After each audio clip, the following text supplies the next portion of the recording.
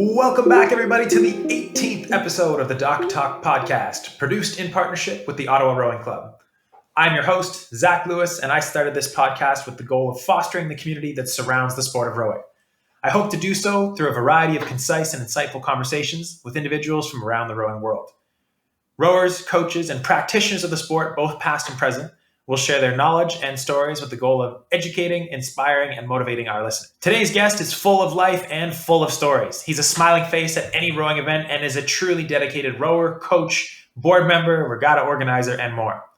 Over the past decade or so, his name has become synonymous with the ERA regatta held annually in Montreal during the summer and Quebec rowing as a whole.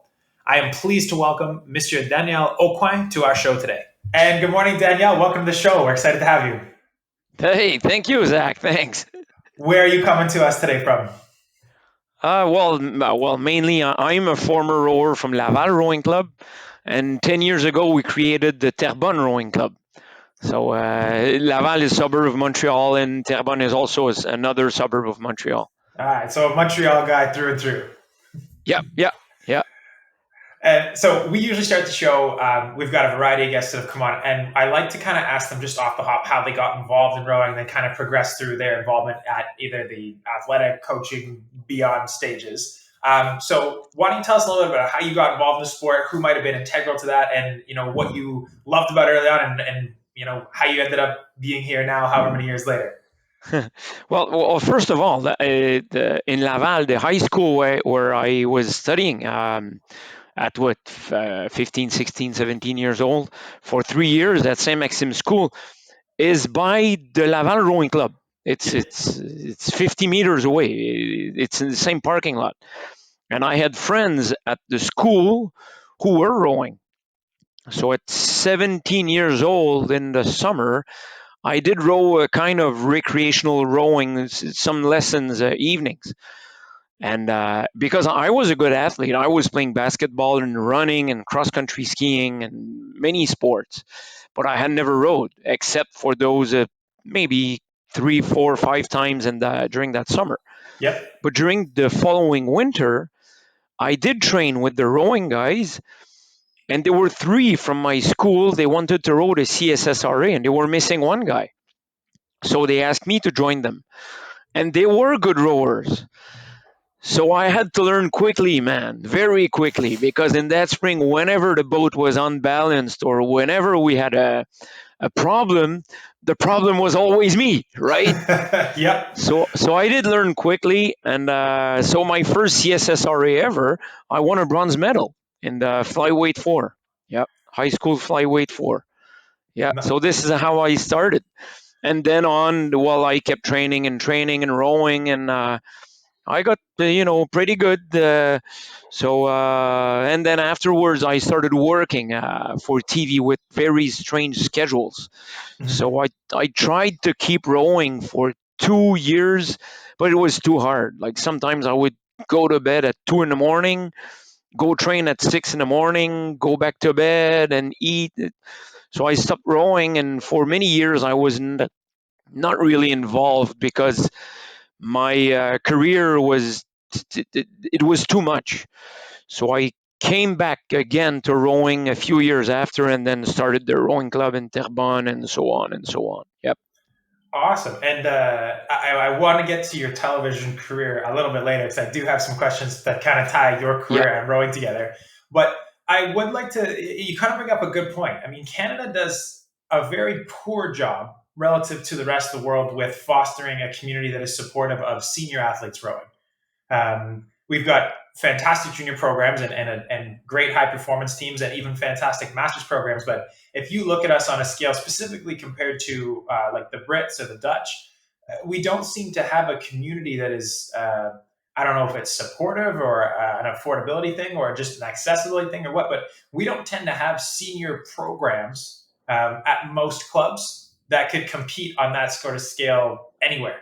I mean, occasionally you have, Calgary senior women for the last several years have been a fantastic program. Argonauts once in a while has a decent program, or the programs that are affiliated with the various universities. But do you think that do you think the barriers exist in Canada that limit people from, stepping outside of that grad school or that undergraduate program or their early career and continuing to pursue their sport? Well, that's an interesting question. It, it, Historically, if you go back years ago, before 1995, probably at the Henley, the Royal Canadian Henley in St. Catharines, there were no age categories. You Mm-hmm. were either a senior rower or an intermediate rower. Intermediate rower, the rule was simple. If you have ever made the national team or won the Canadian championships, or actually won any national championships, or be on any national team, have rowed an international regatta, you were a senior. Uh, You could be 16 years old or 30 years old, you would be a senior. Yep. And if you had never won one of these regattas, then you were an intermediate rower, either being 16 or 25. So in many rowing clubs, in a crew, like in an eight, you would have guys 27 years old and guys 17 years old. Yep. But then in 90, it's 95, I believe, they have put all those age categories at the Henley, and it went down to all local regattas. So that made people wanting to row with people their age. So suddenly, guys who were 17 would not want to row with a 20 years old guy, because the 17 years old athletes wanted to row with 17 years old athletes. So it made a big difference in the club's culture, Totally. It because then segregates programs almost. that's it, exactly. And it happened very quickly. And what also happened is about during the same years, to win the Henley, I mean, you have to train almost 10 times a week all year round. At If you least, want to yeah. win, if you want to win a race in St. Catharines at the Henley, you have to be almost a full-time athlete, which was not the case back in these years. But That now explains some of the war stories I get from our masters rowers. They're telling me how many Henleys they win, and now I see them row. yeah. Yeah, well, to win a senior race back in these years, you had to be good, Yep. okay? But to win intermediate races, I mean, I don't want to say it was easy to win an it has never been easy to win in St. Catharines, never. But it was easier to win an intermediate race back in these years than winning a U19 race today.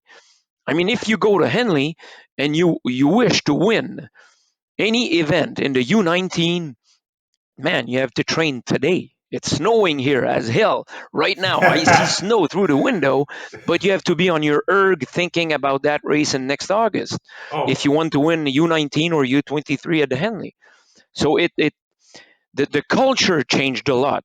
And now being a senior today, like who at 25 years old is working or having kids and ready to train twice a day?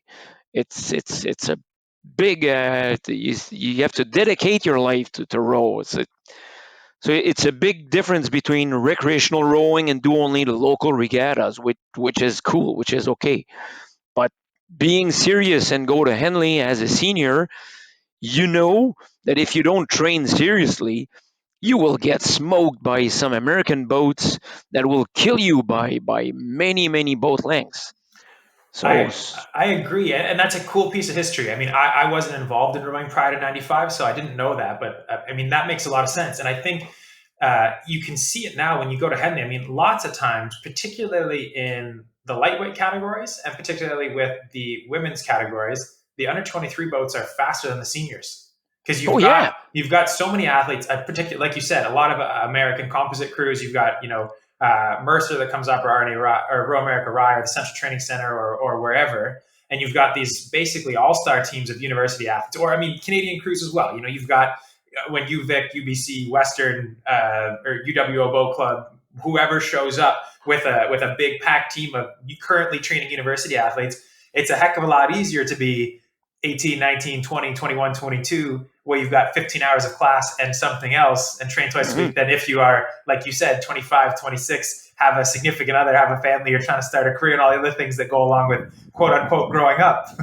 Yeah, yeah, and what you're talking about, those all-star team from USA, it was not the case back in these years. I Yep. mean, Henley was a real club, a club regatta, and it's funny because when my kids were that I don't know, let's say in 2000, okay, Mhm. 20 years ago, my kids were young, and we drove to Henley for fun. Okay, I was not really involved in rowing, and we go to Henley, and I see, okay, we'll have the senior lightweight four. The senior lightweight four, that's a hell of a race. And no way, there were like three boats, two good boats, and one boat which was, I don't know, 400 meters behind. The, Before 1995, the senior lightweight four was a hell of a great race at the Henley. Yep. But you go today at the Henley, and many senior races are straight finals. I mean, it's a straight final with three or four boats. You would not see that before the age categories. I don't say it's bad. I mean, years ago, being 16 years old, going to Henley was really hard. But now you got U17 races.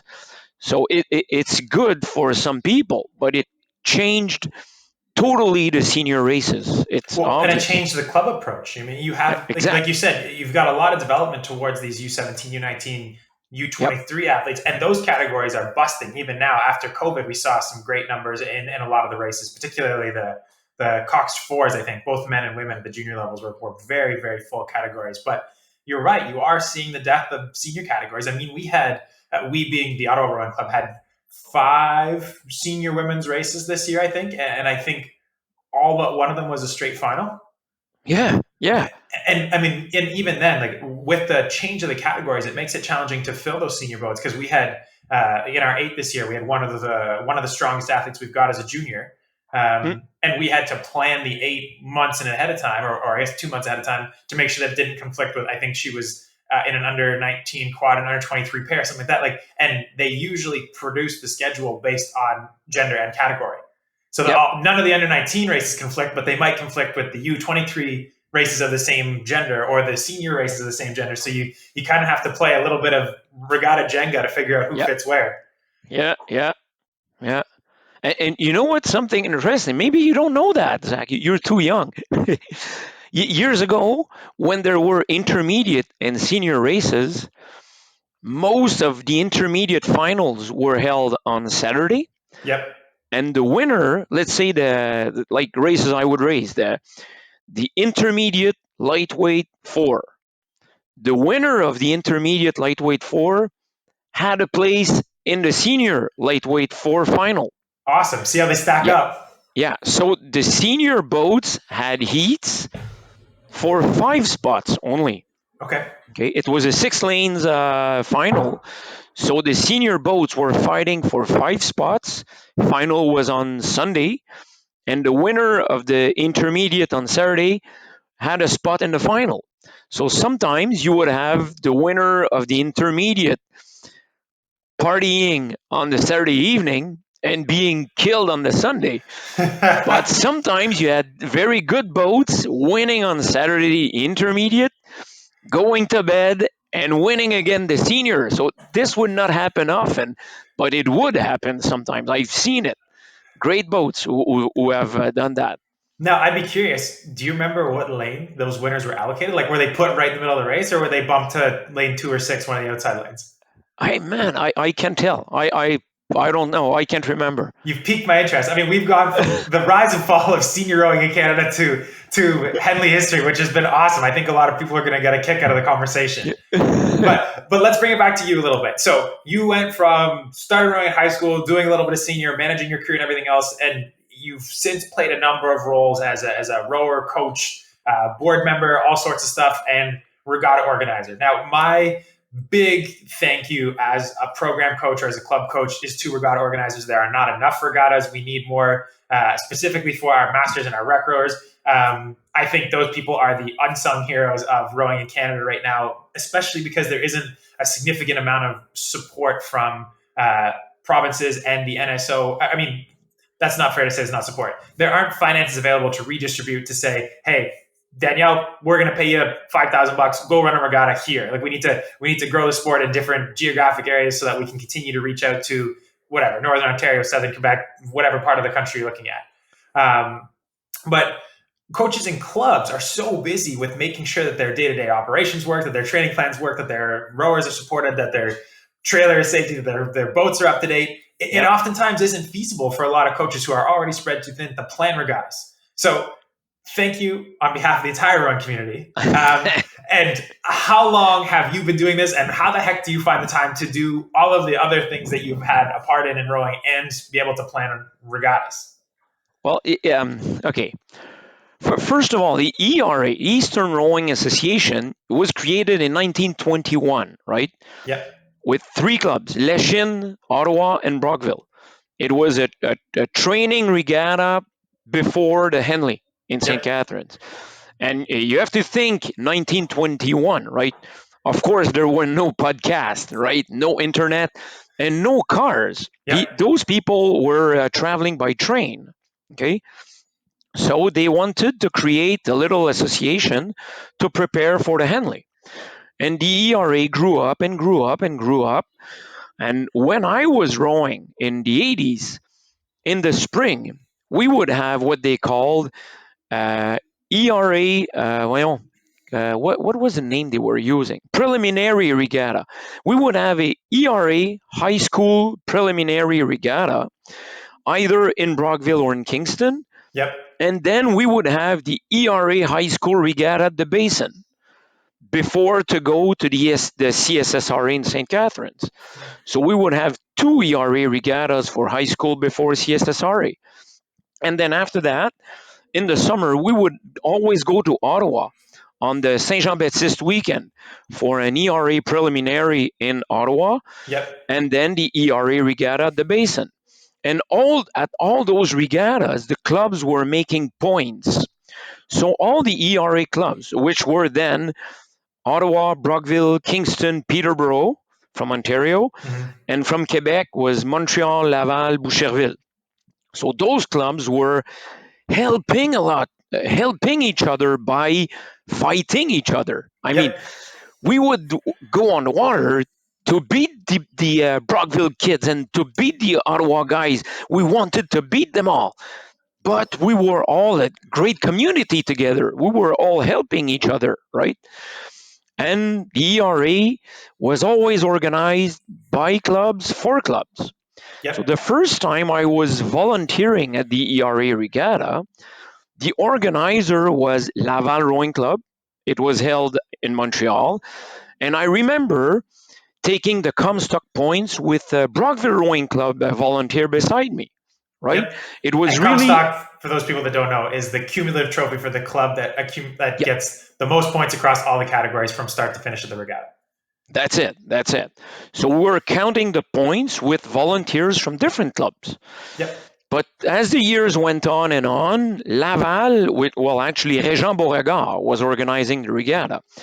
And back in these days, it was a one-day regatta. Heats in the morning, finals in the afternoon, that's it. And we were mostly rowing in sweep boats, so in eights. So many finals were straight finals. I mean, you have 6 clubs and 6 eights. So you got the 6 eights, one final, period. Nice and easy. We did not have 150 singles colors like we have today.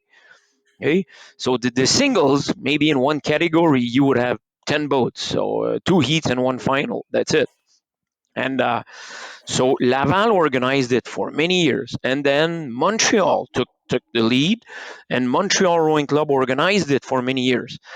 And then in 2015, Montreal said, "We're too busy. We just can't organize it anymore." Yep. And it's a lot of money, and we don't make enough money with the regatta, so it's too much for us.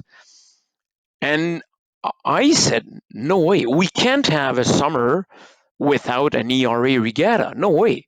I mean, the regatta has been held every year since 1921. So in 2015, I organized in Terrebonne a very small ERA regatta, actually. I mean, Kingston sent 1 boat. I think Ottawa sent 1 crew. And it was a few boats from Quebec, but we did call it an ERA regatta because we had clubs from the ERA, but it, it was not a big regatta, okay?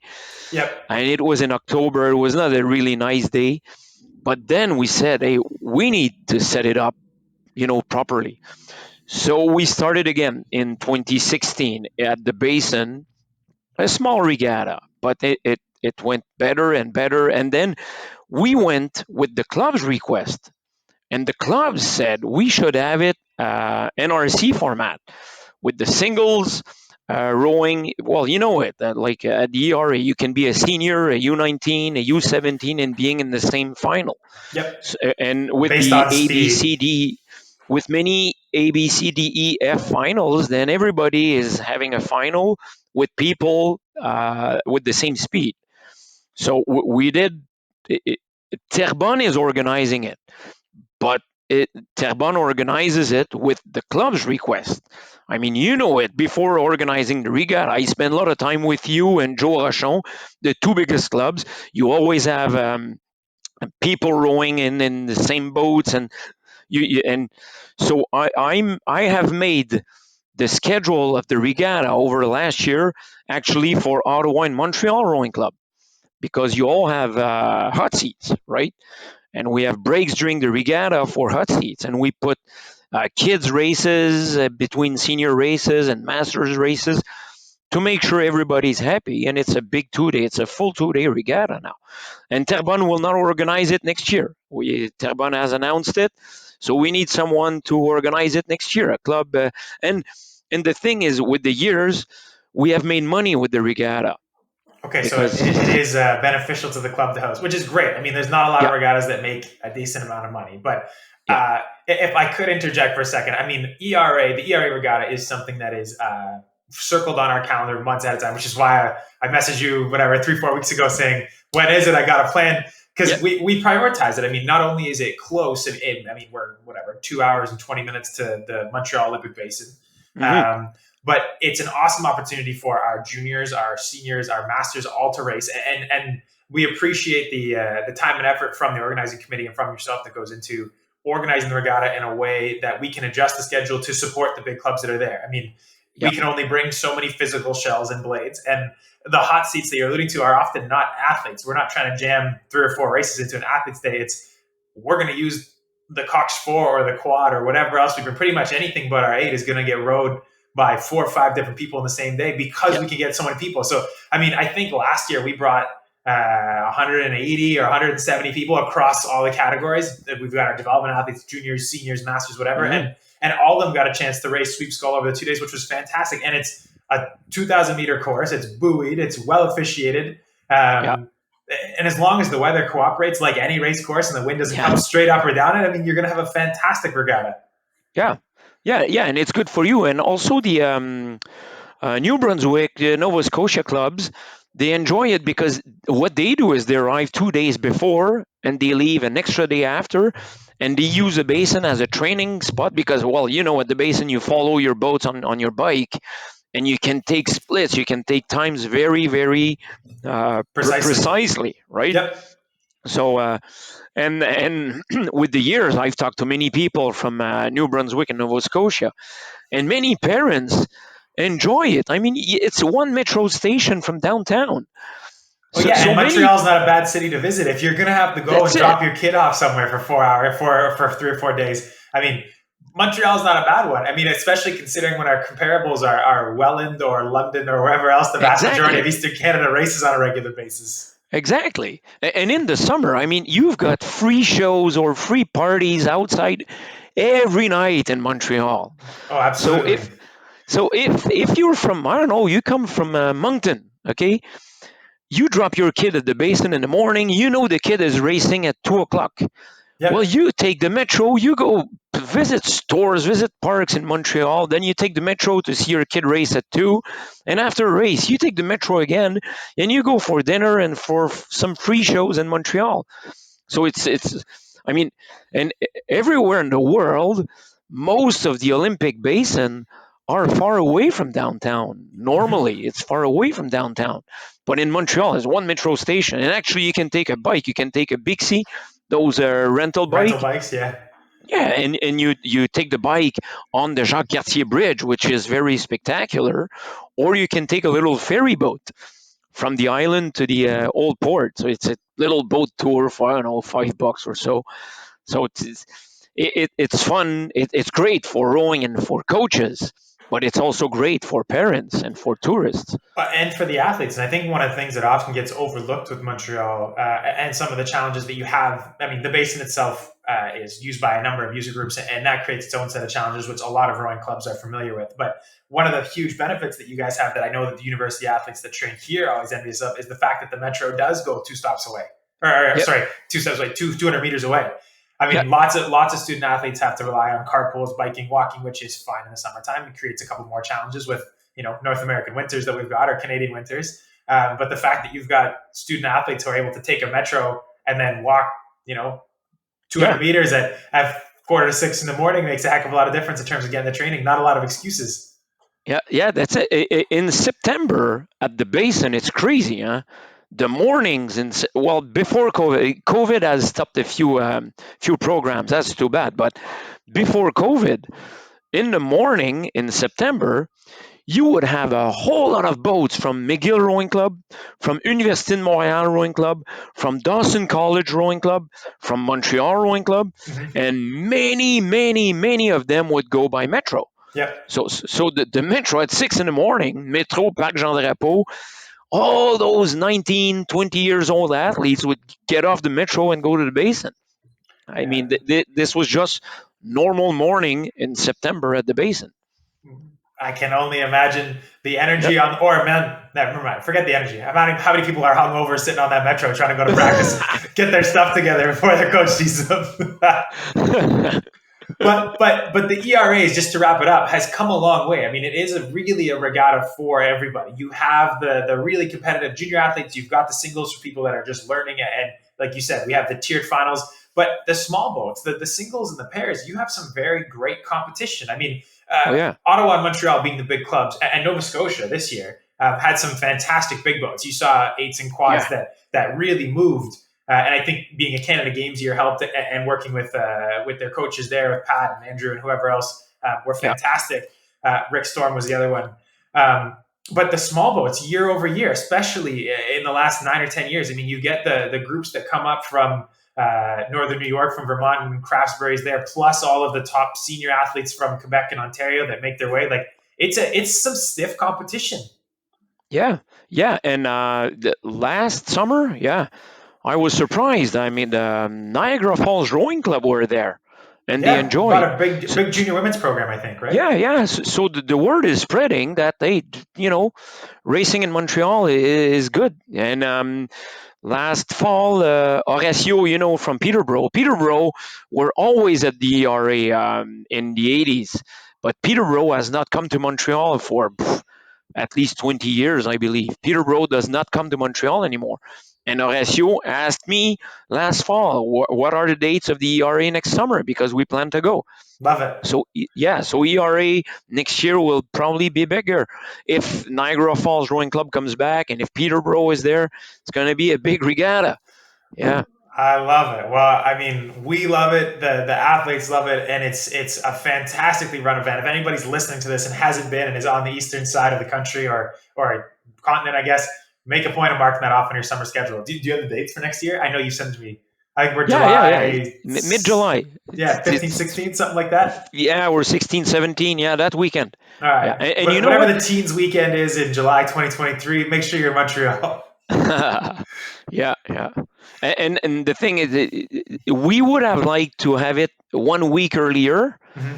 but the thing is, because of the Formula One Grand Prix, the basin is right beside The the Formula racetrack. One track, right?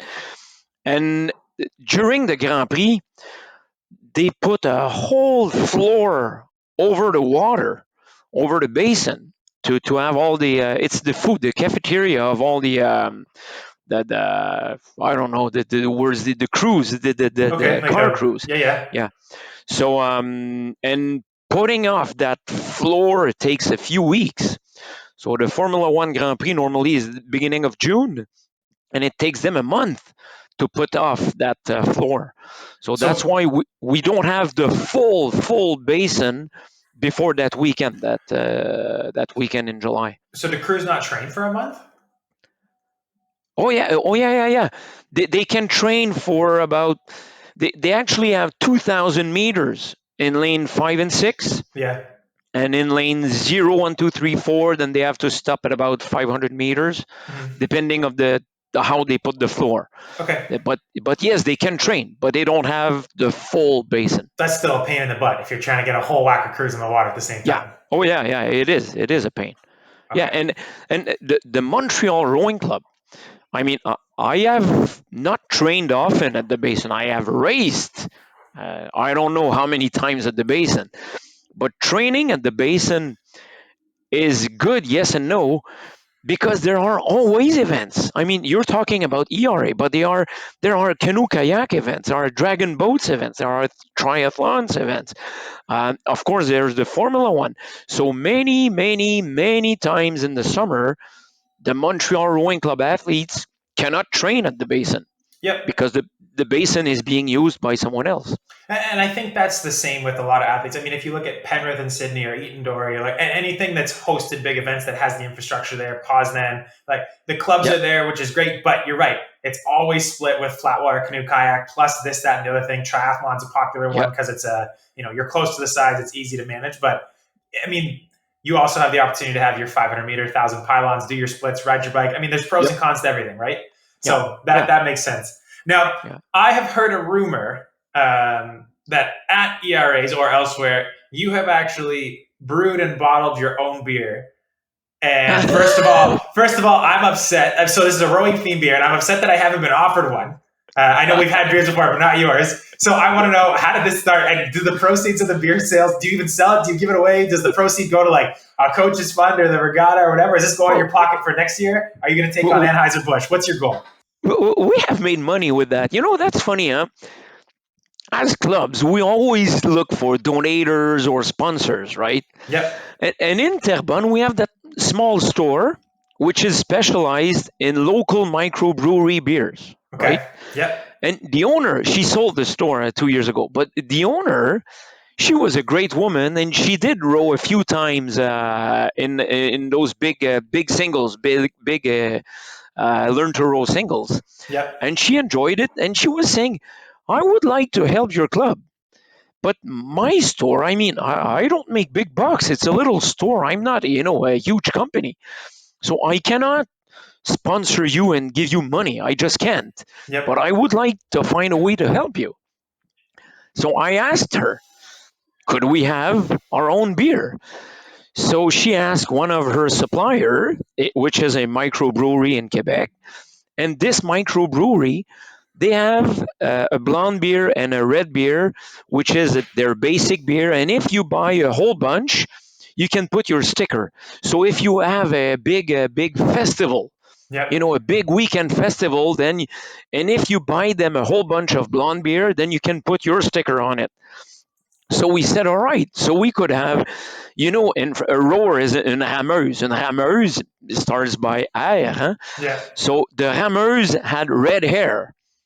So we had a beer which was La Hammeuse, a Yep. red beer, and the coxswain is a Barreuse. The Barreuse had blonde hair, and it was a blonde beer. So we had the Barreuse and the Hammeuse for, I don't know, 3, 4 summers in a row. And we sold it at our social events at the club, I and we love sold it that. at the ERA regatta. And the store owner, she was giving us back the benefits she would make with that beer. So we would make about $1 per beer, and we would sell over 1,000 beers per summer. So she would give us back a dollar, more than 1,000 a year. So, and with the pandemic time, of course, we stopped all our social events. We stopped the ERA, and we stopped the beer. So no, Zach, you won't have bars or hammers. Too bad for you. That's all right. For the next batch, when they come out, put me down for a 6 pack. I'm sure there's going to be somebody here that wants to have them with me. It was very popular. People enjoyed it, and people would buy a beer at the ERA and would keep the bottle. They wanted to go back home with the bottle.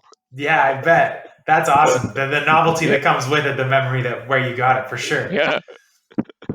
Now, since you've gotten involved with rowing, I mean, if there's anybody that's listening to this that feels like your voice is somewhat familiar, you have had the opportunity to get involved with CBC and CBC Radio. So for those international listeners, that's the Canadian Broadcasting Center or our national broadcasting network. And you have had the opportunity to be the French language announcer for the last couple Olympic Games, correct? Yes, that's it. Yeah. Perfect. So, when did you start? How did you get involved? And I mean, what a cool experience that must have been. Well, okay. First of all, we're talking about rowing here, but I have a career, right? I'm working, and I studied in communications, and Yep. I started to work at RDS, the French TSN, right? Yep. TSN started in 1984, and 5 years later, the French TSN RDS started in '89, and I started to work there. I was working in the newsroom, well, you call it sports desk at TSN. People who are listening TSN, Yep. you have a sports desk to have the news. So I did work at RDS for many years. And with RDS, I went to the Olympics in Atlanta '96 and Nagano '98 for as a reporter covering all the sports, not for rowing. I was there for all the sports, Oh, summer and cool. winter, because I was you see, most of the people working at TSN or RDS, they want to watch hockey and football and baseball. And I was the weirdo who was looking for judo and diving and swimming. Yep. So I was the real Olympic sports guy at RDS, and I started my company, which was communications for Olympic athletes, all the Quebecois Olympic athletes. I was kind of their press release man. Okay, I was their press agent, whatever you would call it, and this actually is still working, and we call it Sportcom now. It's been 20 years. The government kind of bought my company to offer the service to all athletes. So I was working for television. I've been doing swimming and curling and track and field and cycling at RDS, Yep. all kind of world championships and Canada Games. And in 2004, for the Athens Games, Radio Canada worked with RDS for different sports, and then Radio Canada asked me in 2004 to do both the rowing and the canoe kayak. Yep. So this is when I started being at the basin for the 2 full weeks. So this was in Athens. And then I went to Beijing in 2008, to London in 2012, and Rio in 2016. So spending my 2 weeks at the basin, seeing all the rowing races and all the canoe kayak races. Yeah, that this has been my job. Well, my job, you know, it's fun. I mean, I go to Olympics and I'm being paid to do that, but it's a super contract, but it's 2 weeks every 4 years. You don't make a living with that, but it's a fun contract. It's a great contract. Yeah, no doubt. I mean, you must have seen some incredible things in that time. I'd love to know. I guess. I mean, one would be really specific, but what is the coolest experience you've had with that? I mean, because you're actually, I'm just going to leave it there and let you run with it. What you must have seen something incredible in that role. What are some of the most memorable moments you have from your time with either the Canadian Olympic team or just covering sports for LDS or Uh, CBC? well, at the basin, I've seen so many great events. I mean, in the first games in 2004 in Greece, I was there and saw that semifinal where the Canadian pair, world champion, they got disqualified in the semifinals because they lost their lane during the last 20 meters. And I saw the battle that if you want to watch a race, you go 2004 Olympics, the men's four. GB in This was, Canada, yeah, the race. GB in Canada. This was the battle everybody was waiting for. You should have seen all the British people in the athlete stands. I don't know, but I guess all the athletes and coaches from GB, swimming, soccer, I don't know, field hockey, whatever, they were all at the basin for that race. What a race. And GB won it photo finish. I can tell you that it can be 40 degrees outside. When you have a chorus of thousands of people singing God Save the Queen, you get goosebumps, man. It was incredible. It was same thing in, of course, in 2012 in London. And the Brits, they won many races, right? And rowing with 30,000 people in the stands at Eton Dorney, Yep. which is not, very close to Windsor Castle. Yeah, so too many races, too many things. And Andréane Morin, she's a great woman. She's a lovely woman. I saw her crying in Greece, finishing last. Well, only seven women's eight are accepted at the Olympics, Hmm. and they finished seven. She was crying. And then 4 years later in Beijing, Canada is second, with USA leading, Canada second. And in the last 500 meters, Romania and Netherlands pass, and Canada finishes fourth. Yep. So I see Andréane Morin in the press area crying again in front of me. She goes back to school, she goes to university, she comes back to rowing. She is the stroke of Canada Women's Eight in London, and she gets her silver medal. And I finally see her Olympic smile. I mean, these are great moments, but the, the, that kind of moment. I was there in Torino, 2006, when Clara Hughes won the 5,000 meters. Yep. After winning golds in cycling, right? She is an Olympic medalist in cycling and skating. And for most of, uh, let's say, sports fans, watching a 5,000 meters race, long track speed skating, for many sports fans, this is boring. Well, for me, this was a great show. I just enjoyed every second of that race. So for many people, that might be boring. Well, good for you. Okay, it's boring for you. Good for you. But for me, this was a great moment to see. To be there was wonderful. I But also think man, Zach, I could go for hours talking about Olympics. So you come to Montreal, you pay me a beer, and we talk about Olympics for how long you want. perfect. I'm a huge Olympic fan too, so we might have to do that. And anybody that's met you knows that you can go 4 hours. But speaking of lawn track speed skating, quickly, just while we're on the topic, anybody that ever gets the chance to go see the event, you truly appreciate how fast those skaters are moving compared to the Oh yeah, TV. Like the camera that's beside them. I think top skaters get up to like 65, 68 kilometers an hour when they're coming into yeah. corners. Like they are flying. I think it's actually the fastest human sport without equipment assistance, like cycling Oh or yeah, I something like believe that. so. Like Yeah, those guys fly. You're right. It is a very very cool event if that's what you're yeah. into. And anybody that hasn't seen it, find a reason to go check one out when there's one near you because it is freaking cool. Yeah, yeah, and now you can go to Quebec City. I mean, from Ottawa to Quebec City is what, 5 hours driving. Quebec City is a lovely city, and at the end of this month, they have Masters event, and Gaëtan Boucher will be there. Gaëtan Boucher won the Olympics in '84. That's 40 years ago, and Yep. Gaëtan Boucher will skate in Quebec City the weekend of, what is it, 27, 28, 29 of January, in 2 weekends from now, in Yep. Quebec City. Yep.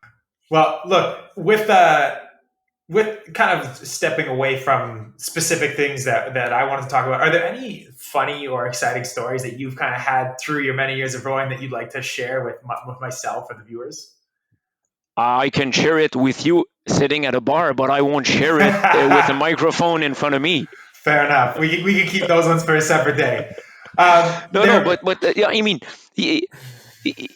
whatever the sport you do, you will always have great friendship and great times. I mean, every regatta you go to, if you don't enjoy meeting your old friends, the guys you used to row against, and they become your friends forever.